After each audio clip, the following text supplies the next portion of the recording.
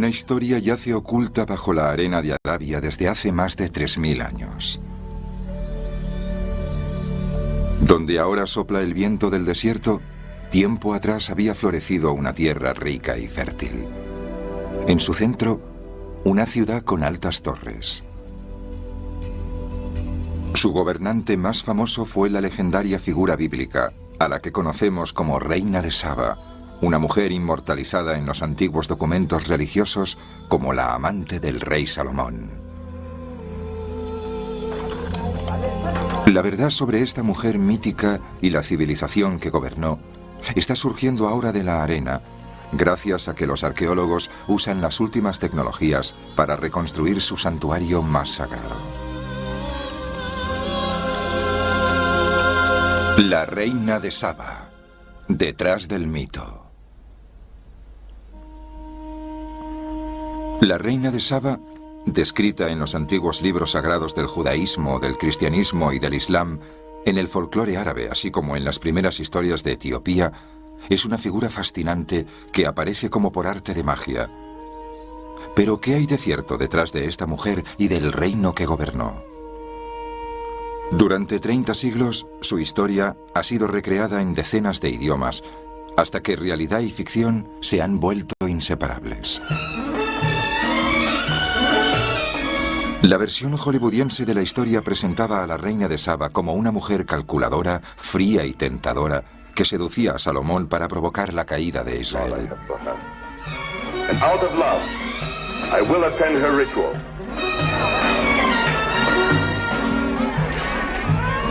Pero del mismo modo que muchos arqueólogos y expertos aceptan que el rey Salomón era una figura histórica real, parece que la reina que conquistó su corazón podría ser también algo más que una mera fantasía.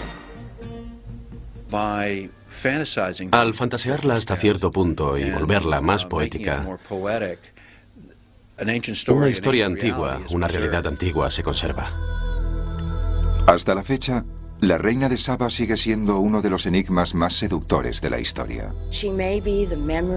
Puede ser el recuerdo de una reina auténtica. Podría ser un recuerdo compuesto de varias figuras femeninas distintas que gobernaron las tierras del desierto en tiempos remotos.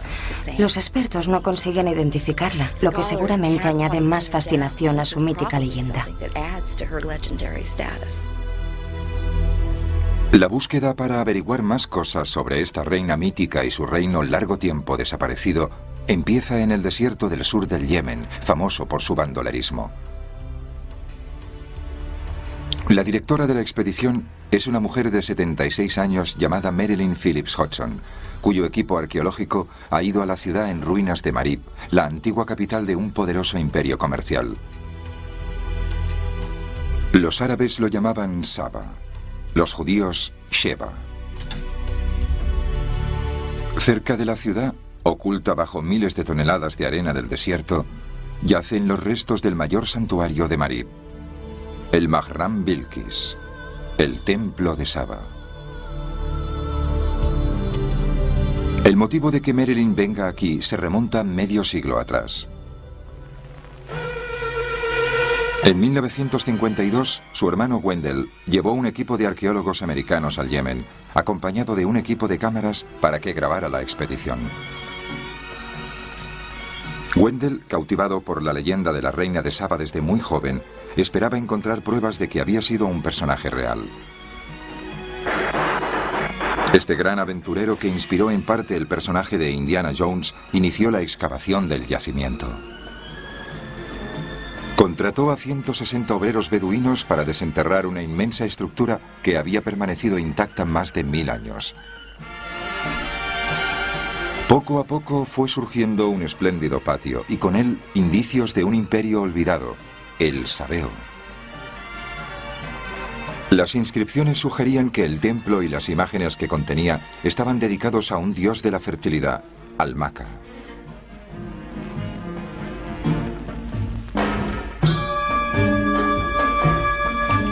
Como el folclore árabe tradicional solía asociar a la Reina de Saba con un antiguo culto a la fertilidad, los hallazgos reforzaron la creencia del equipo de que aquí podrían encontrar pruebas suyas. Esta área debía de ser magnífica en el siglo X a.C., cuando Su Majestad la Reina de Saba reinaba en ella. El templo de Mahram Bilqis es el último tesoro arqueológico que falta por excavar en todo el mundo árabe, y puede que en todo el Próximo Oriente. Pero los descubrimientos de Wendell no convencieron a todo el mundo.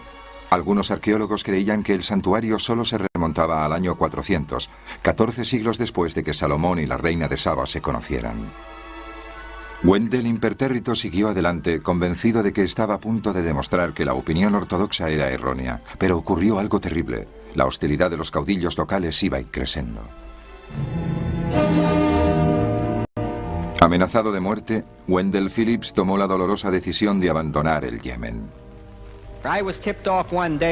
Un día me avisaron de que iban a matarme a las 3 de la tarde del día siguiente. No sabíamos qué pasaría. Una tribu guerrera bajaba a toda velocidad por el Wadi Harib. Lo que jugaba a nuestro favor, y había contado con ello, era que no se podían imaginar que un americano abandonara $1 millón en suministros y equipo para salvar la vida de unos cuantos americanos más. Bueno, todos nos fuimos sin que se disparara un solo tiro. Avanzamos a toda velocidad por el desierto y nos escapamos. Wendell Phillips no volvería nunca al Yemen. Su salud empeoró ostensiblemente tras sufrir una serie de ataques. Su hermana Marilyn lo estuvo cuidando los últimos años de su vida. Se quedó paralizado y apenas podía moverse. Le enseñé a andar y a usar la mano, y así se defendía. Se sentaba horas para planear la expedición. En las décadas posteriores, el Yemen cerró sus fronteras al mundo exterior.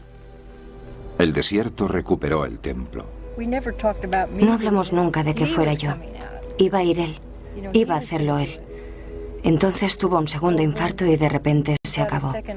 No tuve ni que pensarlo. Tenía que ser.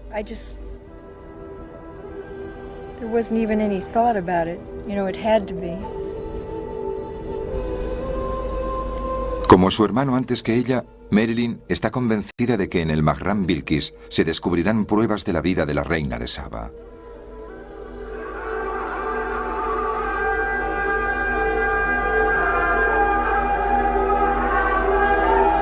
El Yemen sigue siendo un lugar peligroso. Durante siglos estuvo cerrado a los forasteros. Durante décadas sufrió la devastación de una guerra civil. Todavía ahora los caudillos del desierto secuestran a extranjeros para pedir rescate. Pero los peligros no desanimaron a Marilyn. Tras un cuarto de siglo, las autoridades del Yemen le dieron por fin permiso para regresar al antiguo templo.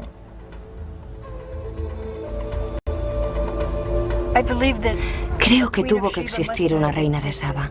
¿Por qué iban estas historias a estar presentes en la vida de tanta gente, en especial en la península arábiga?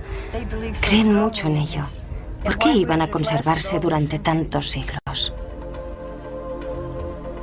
La excavación del antiguo yacimiento se hace en medio de grandes medidas de seguridad. El equipo espera encontrar pruebas de que la reina de Saba rendía culto en él. Tiene solo un mes. Después, las autoridades ya no pueden garantizar su seguridad. Oh, no lo había visto nunca. Dios mío. Al frente del equipo arqueológico de Marilyn está el profesor Bill Glanzman, de la University of Calgary de Canadá. Bill, un experto en arqueología del Yemen, ha decidido excavar en partes intactas del yacimiento con la esperanza de que aporten nuevos datos sobre los sabeos y su reina más famosa. Este santuario, el Mahram Bilqis, es importante porque aquí, en Marib, se situaba el antiguo reino de Saba. En este sentido, es un gran centro histórico. También es el mayor santuario preislámico que se haya descubierto en la península arábiga. Siempre hubo reinas muy poderosas. Algunas adquirían fama y gloria. Es el caso de algunas reinas de Egipto, como Hatshepsut o Cleopatra. Pero esta reina de Saba era un poco diferente. Sin su nombre, no podemos identificarla como figura histórica. Tenemos que encontrar alguna relación, si existe, para encontrar la realidad histórica de esta reina y de las historias que la rodean. El yacimiento abarca 60.000 metros cuadrados, más de 8 campos de fútbol, y cada centímetro debe despejarse a mano. El avance es lento y lo dificultan las tolvaneras, unos remolinos de viento que aparecen y desaparecen sin avisar. En el folclore árabe, estos remolinos del desierto, llamados también Jinn o Jinni, están estrechamente relacionados con la legendaria reina de Saba. En los viejos relatos beduinos, Saba nació de uno de estos espíritus. Según una fábula situada en Marib, la antigua capital de Saba, una ciudad entonces espléndida y próspera, había un hermoso espíritu llamado Umaya que vivía entre los mercaderes. Umaya se enamoró de un importante consejero del rey y de esta relación ilícita nació una hija. Medio humana y medio genio, la llamaron Bilquis y la dejaron en manos de los espíritus del desierto para que la criaran. Cuando creció, una de las caravanas que lo cruzaba contó a Bilquis que un rey malvado gobernaba entonces Marib. Una noche se coló en los aposentos del rey y le hundió una daga en el corazón para salvar al pueblo de Saba, al que pasó a gobernar.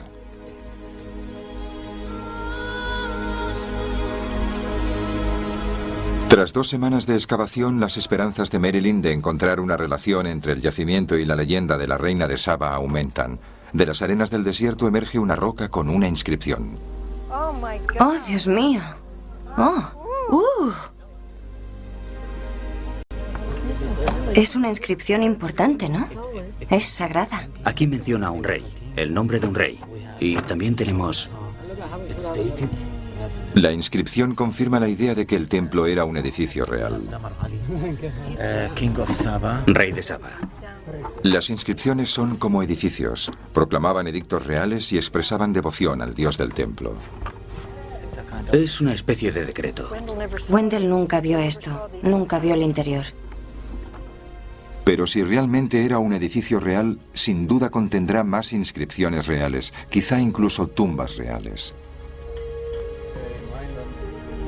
Wendell Phillips no pudo demostrar que el santuario fuera lo bastante antiguo como para relacionarlo con la reina de Saba, y las actuales técnicas de datación han invalidado por completo la antigüedad que se concedía tradicionalmente a este templo.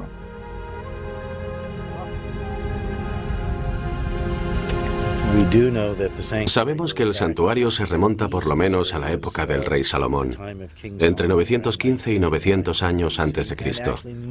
Y de hecho mucho antes, más de 500 o 600 años antes, según los indicios arqueológicos, lo que sugiere que si existe algún indicio que confirme la autenticidad de la reina de Saba, debería encontrarse aquí. ¿Pudo ser este templo la morada del descanso eterno de la reina de Saba?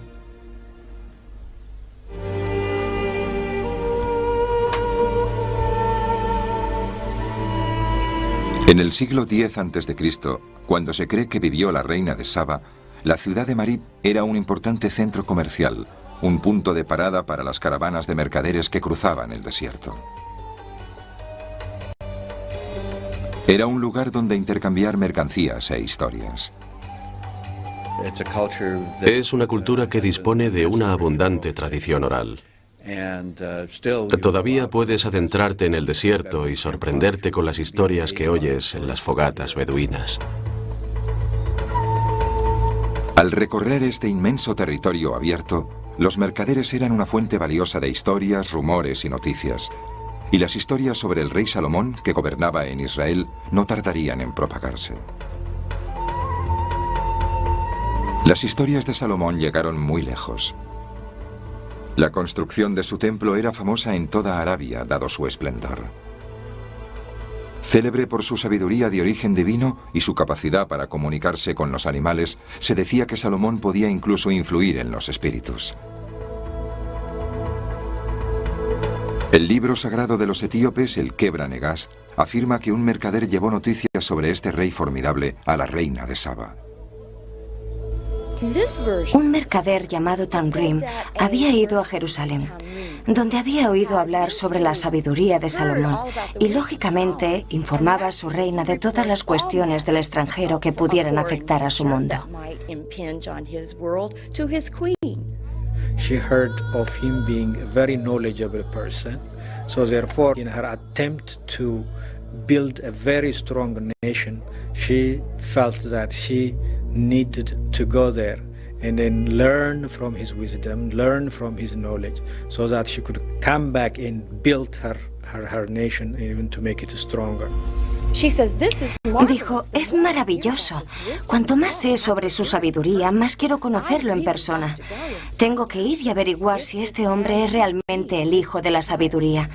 Imaginad lo que podríamos aprender de él. El Corán explica cómo Salomón oyó hablar de la reina de Saba. Según esta versión, Salomón había enviado a un cuervo a buscar una abubilla, un pájaro muy preciado que se había perdido en una tierra remota.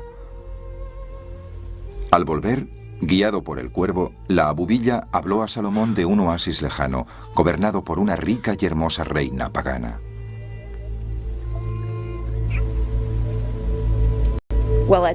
En ese momento, Salomón se preguntó cómo alguien tan hermoso y tan rico desconocía al Dios verdadero y cómo no había ido nunca a rendirle tributo. Así que colgó una carta del cuello de la abubilla, que le entregó a la reina de Saba. Esta la llevó a su consejo de cortesanos y preguntó qué deberían hacer al respecto. Llegara como llegara la carta a la reina de Saba, parece evidente que el mensaje era un ultimátum. Saba debía rendir tributo a Salomón o sufriría su cólera. Decidió que Salomón era un hombre bastante peligroso y que sería mejor tener una buena relación con él, pero no le apetecía demasiado ir a rendirle tributo y a someterse a él. Así que primero intentó algo. Envió fabulosos tesoros a Jerusalén, con la esperanza de que eso bastara para comprar a Salomón. And she sends fabulous treasures to Jerusalem in hopes that this will in fact buy Solomon off. Salomón se ofendió. Dios le había conferido algo mayor que la riqueza, la sabiduría. La reina de Saba, por otro lado, sabía que cuando una guerra se libra en tus tierras, todo el mundo sufre, y en contra del consejo de sus hombres, decidió ir a Jerusalén y manejar el asunto en persona. Era muy importante y había que evitar que provocara una guerra fronteriza.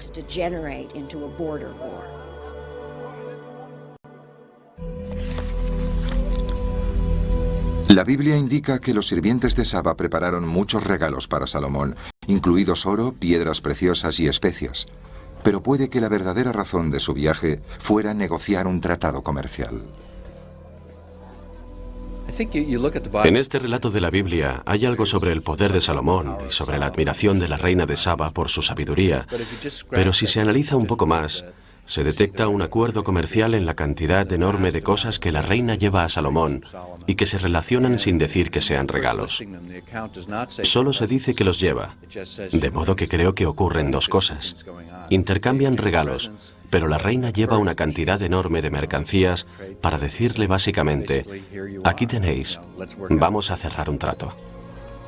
Uno de los bienes que el antiguo reino de Saba poseía en abundancia era el olíbano, una fragancia que los israelitas usaban en sus ceremonias religiosas. Hoy en día todavía puede comprarse olíbano en los mercados yemeníes. Recolectado de árboles que solo crecen en el sur de la península arábiga y en partes del este de África, el antiguo reino de Saba habría poseído su monopolio virtual, lo que generaba una riqueza sin precedentes.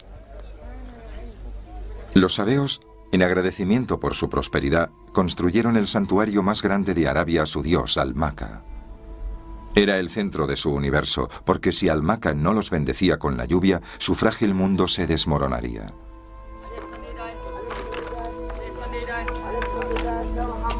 A medida que avanza la excavación, un obrero beduino efectúa un descubrimiento espectacular. Hará 6 minutos el obrero despejaba esta parte y encontró, como se puede ver aquí abajo, un friso muy grande con cabezas de íbices.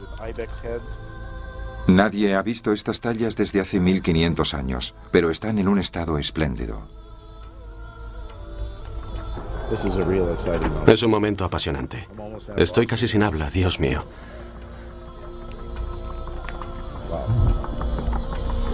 El íbice es una de las dos representaciones zoomorfas del dios Al-Maka.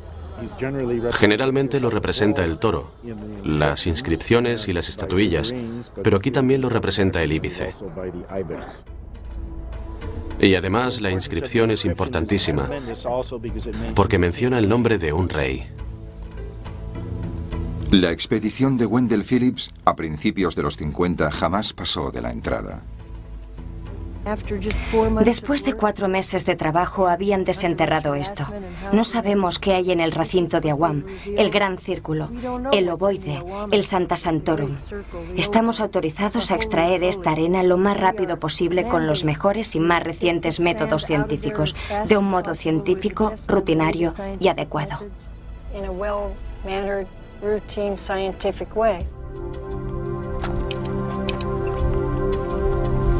El equipo de Marilyn, con pocas semanas para efectuar su excavación, ha utilizado la última tecnología para mirar directamente bajo millones de toneladas de arena.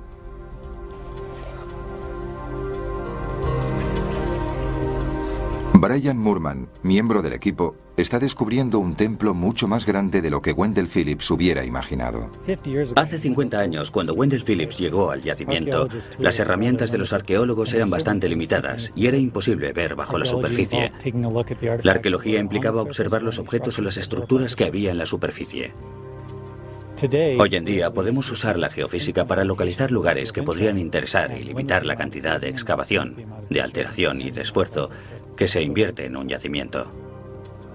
El radar nos permite identificar las características bajo la superficie en 3 dimensiones, de modo que podemos reconstruir todas las estructuras que hay en el yacimiento, como si se hubiera retirado toda la arena. El radar envía una serie de ondas hacia el subsuelo. Las estructuras que se encuentran bajo la superficie reflejan de manera diferente estas ondas, lo que posibilita que se trace el mapa del templo. Con los datos de la prospección puede reconstruirse por fin la distribución de Mahram Bilkis.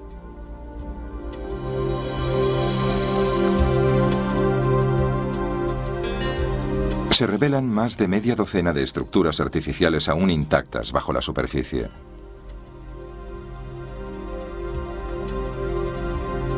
Pero solo puede confirmarse para qué servían y qué contienen a través de la excavación tradicional.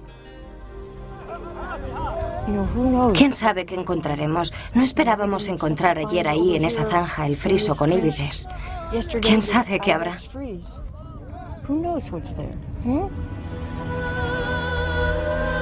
Aunque puede que muy cerca, la reina de Saba y su pueblo siguen fuera de nuestro alcance en su tumba de arena. La creciente inquietud de los guardias aumenta la tensión existente.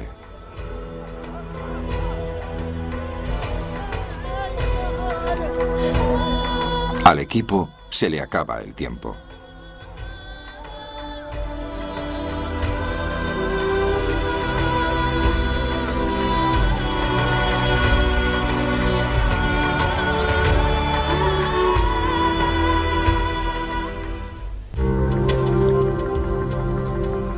Tras varios días explorando el subsuelo, Brian Moorman ha efectuado el hallazgo más importante hasta la fecha en el recinto sagrado. Durante nuestras exploraciones con el radar, observamos un reflejo muy pequeño, pero muy distintivo, procedente de este sitio. Una especie de vacío subterráneo. Dentro del santuario hay numerosos edificios, pero este montón de piedras representa la característica más importante que podemos interpretar con facilidad. Se trata de un pozo que posiblemente se utilizaba para obtener el agua para las abluciones rituales. Está a unos 3 metros de profundidad y vamos a empezar a excavar para intentar desenterrar su cabeza. Este pozo habría sido el epicentro del imperio sabeo y un lugar importantísimo para la reina de Saba. Contenía las aguas sagradas de Almaka, el dios de la fertilidad, cuyas bendiciones eran vitales para la vida en Marib. En este entorno extremo, el agua lo es todo. Es absolutamente vital. Es lo más importante que puede haber. También puede explicar por qué este santuario está donde está. No está en la ciudad, donde la mayoría de la gente habría podido acceder con suma facilidad para rendir culto, sino que está en mitad de un antiguo sistema de campos. Creo que eso destaca la importancia del dios Almaka, que controla la fertilidad de esos campos. A Al-Maka se le atribuía el agua y toda la vida que a partir de esta surgió en Marib. A 10 kilómetros del yacimiento hay un símbolo aún más poderoso de lo vital que era el agua en Marib: la gran presa de Marib. Descrita en el folclore árabe como un milagro de la ingeniería, se extendía 900 metros, el doble de longitud que Hoover Dam, la presa en el río Colorado. Servía para contener las riadas que bajaban 2 veces al año, con una fuerza de 2000 toneladas de agua y cieno por segundo. Una fuerza que provocó una tragedia en la expedición de Wendell Phillips hace 50 años. Las riadas bajaban por el Wadi Beihan. 2 de nuestros obreros se ahogaron al intentar cruzar esta zona. La presa, que convierte las montañas cercanas en una cuenca de 10.000 kilómetros cuadrados, es la culminación de una larga lista de presas cuyos orígenes se remontan al año 1500 a.C. Las inscripciones reales de estas presas han permitido establecer una primera cronología de los gobernantes sabeos. Lo que vemos aquí es muy importante. Es una inscripción sabea. Habla sobre la construcción de este embalse, esta parte de la presa y la distribución del agua, de la riada, hacia el oasis del sur. Todavía se desconoce cuál de estos gobernantes pudo haber sido la reina de Saba. Pero el mantenimiento de esta presa tan importante debió de ser una de las obligaciones más fundamentales de la reina sabea para con sus súbditos. La presa aprovechaba las riadas de la región para crear un fértil oasis de casi 10.000 hectáreas. En Marib elaboraron un plan agrícola sin igual hasta nuestros días. Una sola presa que servía para regar una cosecha suficiente para alimentar a unas 50.000 personas y que dependía totalmente de las inundaciones estacionales. Realmente asombroso. En el Corán, la patria de Saba recibe el nombre de Jardín de 2 paraísos. El oasis que creaba la presa de Marib concuerda casi exactamente con su descripción. Para quien gobernaba Saba, era muy importante ocuparse de estos factores, ocuparse de la presa, lo que significa la vida de la gente, la agricultura, y asegurar las rutas comerciales. Esta red de irrigación tan sofisticada permitió a Marib florecer como un próspero e importante centro comercial. Una vez conseguido eso, la vida era bastante fácil. Y todavía lo fue más cuando se percataron de que además disponían de mercancías de lujo que ansiaban los romanos, los griegos y otros pueblos más al norte. Y de que con sus caravanas podían obtener unos beneficios asombrosos. De modo que los romanos afirmaban que eran el pueblo más rico del mundo. Como las culturas más ricas del mundo actual, en Marib había rascacielos, unas increíbles casas altas de ladrillos de barro y madera que llegaban a más de 25 metros de altura. Un eco de estos característicos edificios de Marib pueden verse hoy en Saná, la capital del moderno Yemen. Y como hoy Saná, Marib debió bullir gracias a mercaderes y comerciantes.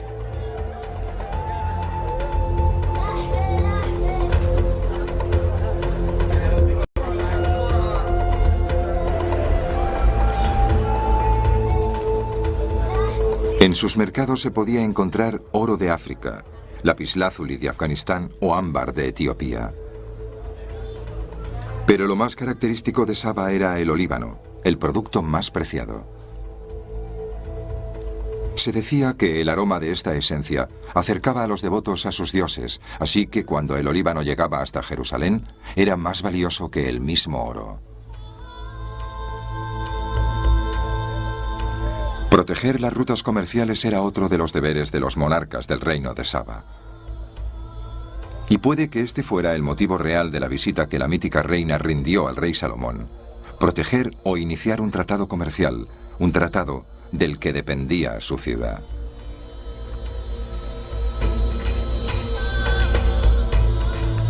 Hoy en día, Marib está vacía como consecuencia de una guerra civil librada desde hace más de una generación.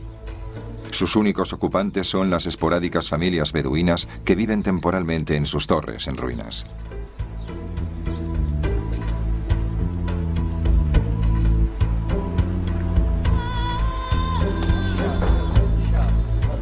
Pero en el cercano yacimiento arqueológico, la exploración subterránea de Brian ha permitido detectar una característica desconocida que conecta la ciudad con el templo. Va hasta ahí, ¿no? En este momento estamos sobre la entrada occidental, que está perfectamente alineada con la antigua ciudad de Marib. Existe la hipótesis de que aquí había alguna clase de camino procesional que conducía a la gente desde la ciudad hasta el templo.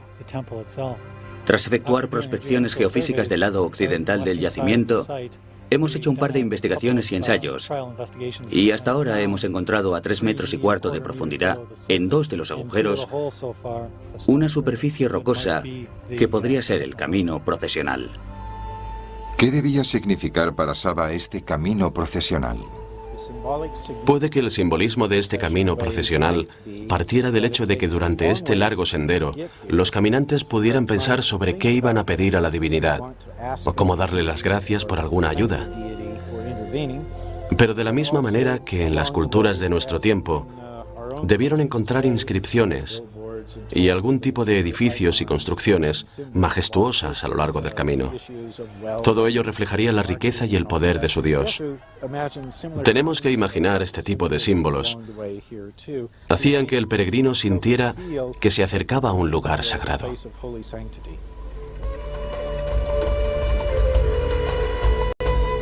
Los días importantes del calendario sabeo, grupos de peregrinos habían recorrido junto con su reina los 8 kilómetros de este camino procesional.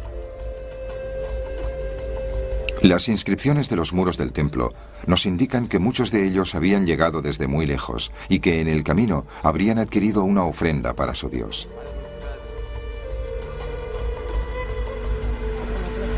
En el templo, Bill y su equipo creen haber averiguado por primera vez cómo era el culto religioso seguido por el pueblo de Saba en este santuario. Estamos ante la entrada principal del santuario conocido como Mahram Bilqis, el centro sagrado de Bilqis. Y Bilqis es, por supuesto, como el folclore árabe llama a la reina de Saba.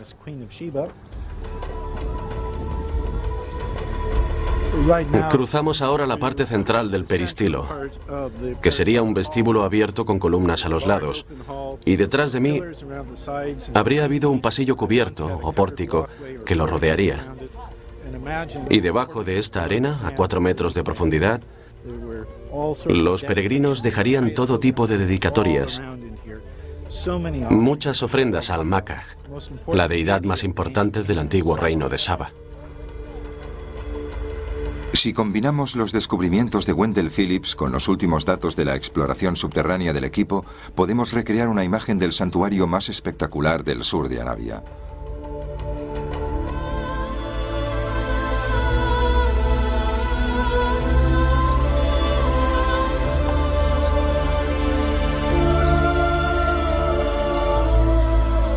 Hace 3000 años, la reina de Saba podría haber recorrido el camino procesional del templo la noche antes de iniciar su peligroso viaje a Jerusalén.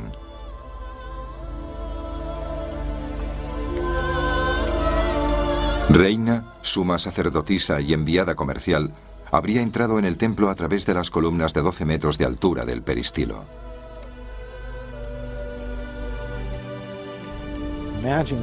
Podemos imaginar entrar en el templo oliendo la fragancia del olíbano que quemaba en los altares, oyendo quizás el balido de las cabras y las ovejas y los gritos de otros animales al ser sacrificados a la deidad, y viendo las esculturas de bronce reluciente que recordaban la presencia de la deidad. Debía de ser sobrecogedor. Unas puertas daban a la parte más sacra, el recinto sagrado del templo. Unos fragmentos de bronce recuperados del recinto sugieren que contenía los ídolos más sagrados de la cultura sabea, pero sobre todos ellos descollaba un toro de 9 metros de altura. En las antiguas culturas semíticas, el toro es el dios de la lluvia, o una representación de este dios. Y si pensamos en el toro resoplando y golpeando el suelo con la pata, veremos que emula el sonido de los truenos que siempre conllevan lluvia. Y la lluvia es vital, porque es el agua, y el agua de lluvia que cae sirve para irrigar los campos. Después de ofrecer un sacrificio final de sangre, la reina de Saba habría abandonado el templo, empezando un épico viaje de 1000 kilómetros de ida y vuelta a Jerusalén. ¿Tuvo lugar realmente este viaje? ¿Conoció la reina de Saba al rey Salomón?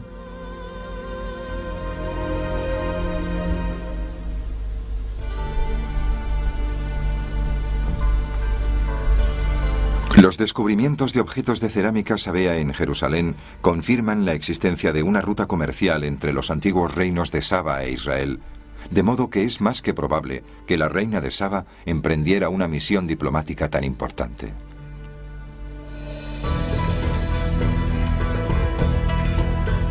La ruta del incienso a Jerusalén era muy transitada y los mercaderes transportaban productos exóticos procedentes de todo el Próximo Oriente, pero habría sido muy inusual que una reina hiciera ese viaje.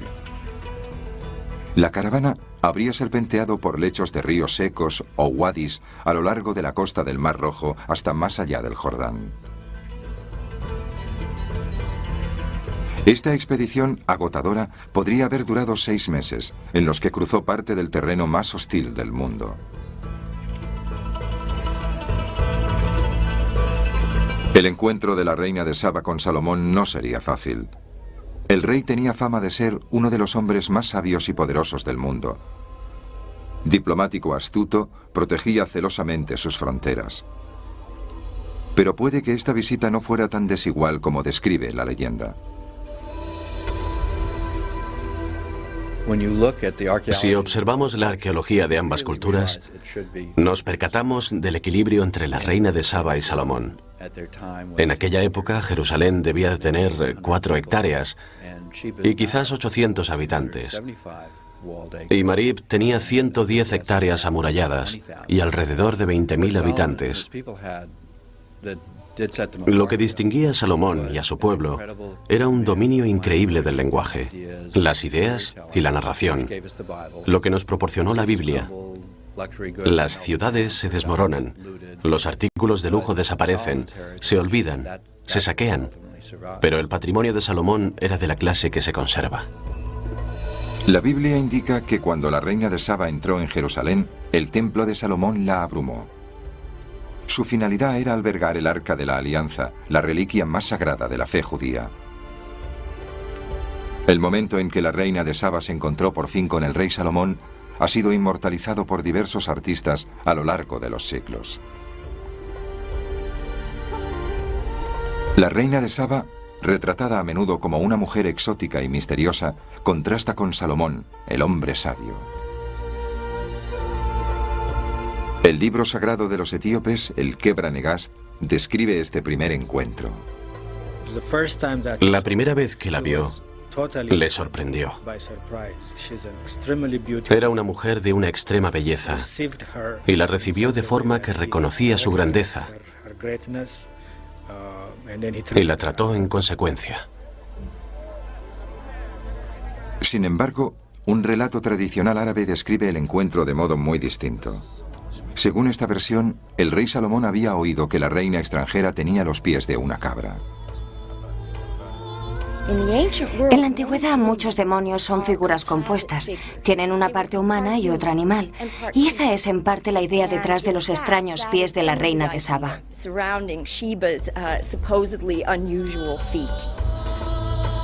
Como recelaba de que pudiera ser un demonio, Salomón ideó una prueba.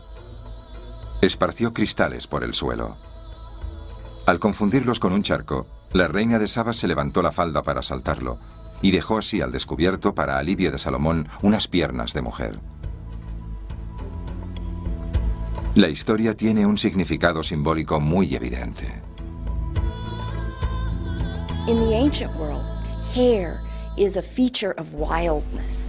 En la antigüedad, el cabello es un rasgo de salvajismo. Los animales están cubiertos de pelo, la gente lleva ropa. Al decir que la reina de Saba tenía las piernas peludas, las historias sugieren el salvajismo de esta mujer extranjera. Por otra parte, algunas partes del cuerpo suelen usarse como eufemismos de partes sexuales, de modo que la necesidad de verle los pies a la reina de Saba podría ser también la necesidad de convencer de que era una mujer que podía ser dominada, y que no era el ardid de ningún extranjero que mandara a un demonio o que mandara a un hombre vestido de mujer para confundir a Salomón. La Biblia explica que después de conocerse, la reina de Saba puso a prueba a Salomón con algunas preguntas difíciles. El Corán afirma que estas preguntas adoptaron la forma de adivinanzas. Era como la conversación trivial actual, como tantear el terreno. No era que la reina de Saba quisiera comprobar la sabiduría de Salomón. Era más bien como en los tratos comerciales actuales, en que se comentan cosas triviales antes de tratar el asunto en cuestión. También ocurre en otras culturas. En particular existe una larga tradición de adivinanzas entre monarcas en la cultura mesopotámica. No solo los diplomáticos intercambiaban adivinanzas. El historiador judío Josefo nos cuenta que Salomón celebraba concursos de adivinanzas con Hiram, el rey de Tiro. Así que a Salomón le gustaban. Pero de hecho a menudo se intercambiaban adivinanzas en los banquetes de bodas. De modo que este intercambio de adivinanzas demostraba la compatibilidad entre los contrayentes. Durante su estancia, que según algunos relatos duró 3 años, Salomón y la reina de Saba debatieron muchos temas, incluido el Dios de Salomón. Pero a pesar de la fuerza de su deseo, la reina de Saba se mantuvo inmune a las frecuentes insinuaciones de Salomón. Tenía fama de ser muy mujeriego, así que puede que formara parte de su estrategia a largo plazo. El relato más completo del tiempo que Salomón y la reina de Saba pasaron juntos se encuentra en el Kebra Negast, que describe que eran inseparables hasta que la reina decidió que debía regresar con sus súbditos.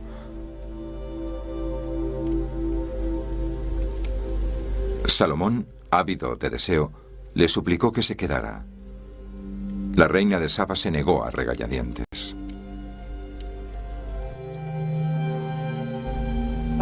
La noche anterior a su marcha, Salomón le ofreció una cena muy picante y la retuvo hasta muy tarde, de modo que ya no podía volver a su palacio.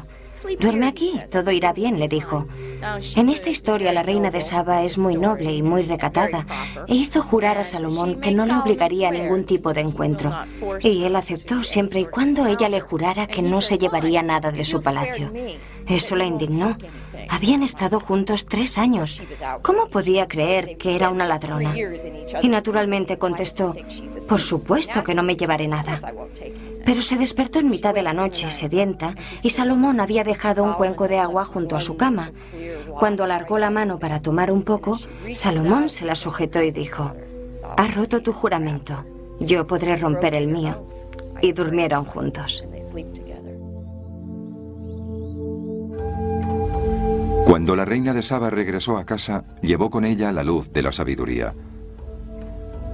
El Corán explica que esta luz representaba su conversión a la fe del Dios de Salomón, de modo que fue la primera persona que llevó el monoteísmo a Arabia. Uno de los aspectos más fascinantes de esta historia es que convierte a la reina de Saba en la primera persona que acepta la creencia religiosa de Alá y traslada este culto religioso a su propio reinado.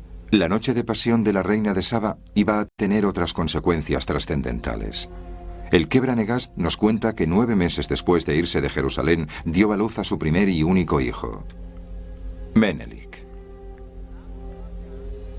El libro sagrado etíope explica que cuando alcanzó la mayoría de edad, Menelik viajó a Jerusalén a visitar a su padre. Menelik regresó con el Arca de la Alianza que llevó a Etiopía, donde fundó una nueva dinastía.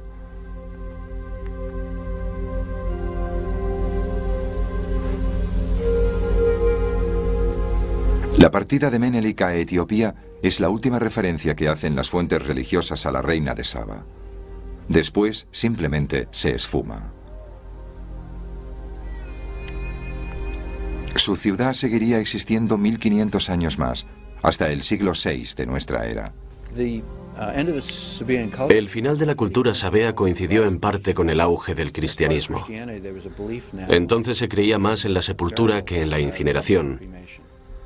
La incineración implicaba esparcir olíbano en la pira funeraria. Sabemos, por ejemplo, que al morir Popea, esposa de Nerón, se usó todo el olíbano de Arabia durante el año que duró su funeral. Así que, con el auge del cristianismo y del entierro en lugar de la incineración, la demanda de olíbano cayó en picado. Sin los beneficios del olíbano, Marib inició su lento declive. Y entonces ocurrió una catástrofe. El golpe de gracia se produjo cuando un derrumbe de la gran presa acabó con su gran recurso, la agricultura. Durante un año entero su actividad agrícola fue nula. Y eso fue el final.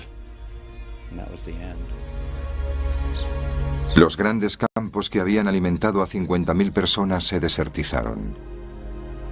El oasis reluciente de Marib se convirtió en un espejismo. Las temperaturas estivales suben y las 4 semanas de la expedición de Merelin se acercan a su fin. Los movimientos de los señores de la guerra locales preocupan cada vez más a las autoridades yemeníes. Y entonces se produce un descubrimiento increíble. Después de semanas de excavación, en el legendario santuario de la reina de Saba, el arqueólogo jefe, Bill Glansman, ha hecho un descubrimiento sorprendente. Es el último par de días en el yacimiento. Y por supuesto es justo ahora cuando empiezan a aparecer cosas interesantes. La cabeza de este objeto sigue intacta. Por eso es espléndido. Se trata de una estela funeraria que ha sido reutilizada como parte de una obra de mampostería en esta pared. Originariamente debía estar en posición vertical.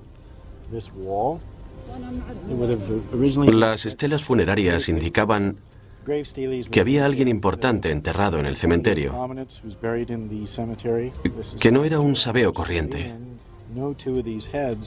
No hay dos cabezas idénticas, lo que les confiere realismo. Esta es una cabeza de mujer. Pediré a nuestro especialista que estudie la inscripción para obtener una traducción completa de su nombre. ¿Era una reina? Tenemos bastantes estelas como estas procedentes del cementerio. Quizás algunas de reinas, pero nunca hemos encontrado un título en las inscripciones, por lo menos hasta ahora. De nuevo, el equipo está muy cerca de conocer el aspecto de la reina de Saba. Tendremos problemas.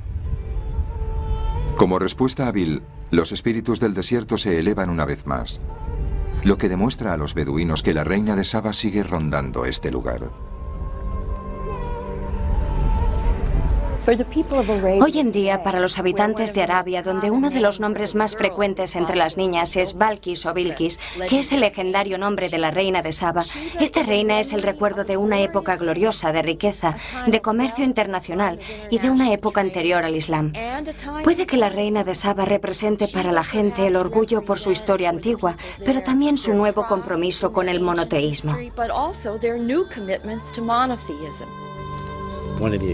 Una de las cosas apasionantes de este santuario es que si hay una forma de aclarar este misterio, será casi seguro a través de los descubrimientos hechos en este yacimiento. El descubrimiento de Bill indica que puede haber sepulturas reales en los alrededores del yacimiento. Me sorprendería mucho que no apareciera en inscripciones y que no llegara a encontrarse su tumba.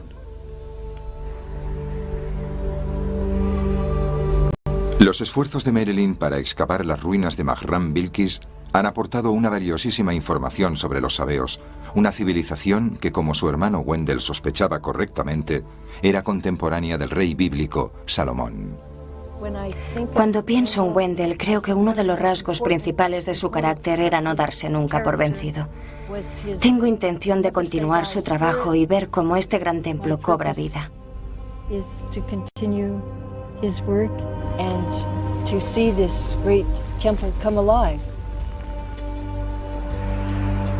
Por ahora, la excavación en Mahram Bilkis está interrumpida, pero el equipo ha demostrado que este santuario era el centro del milagroso oasis artificial de Saba y nada menos que una maravilla olvidada del mundo.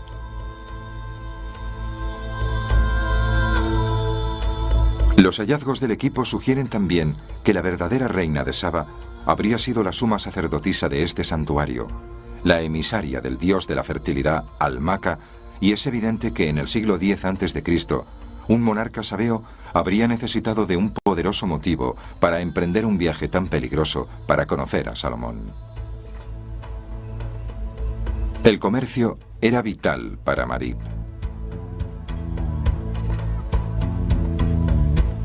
Es muy probable que este monarca fuera una mujer. Vivía en una era en que las mujeres solían acceder al trono en Arabia, y la enorme cantidad de fuentes antiguas que mencionan a una reina es convincente. Pero sin su nombre real, muchas cosas sobre esta reina siguen siendo un misterio.